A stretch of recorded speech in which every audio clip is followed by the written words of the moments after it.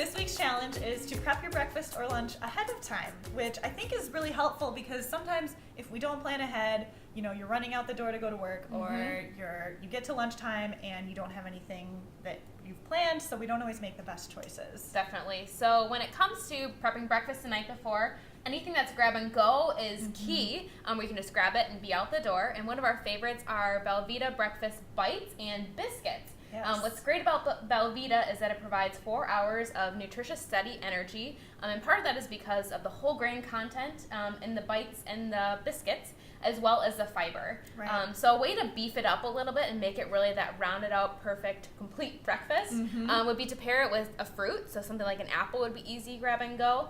We've got yogurt as well, string cheese, hard-boiled egg, and then even an individual almond or peanut butter is really easy too. Sure, all great, easy ideas. So then if we're moving on to lunch, some different ideas. Of course, I think leftovers are perfect for lunch because you've already got them prepped. Just bring them and you're good to go. Yes. We have some bowls here that we really like. These are frozen, so again, really easy to grab and go.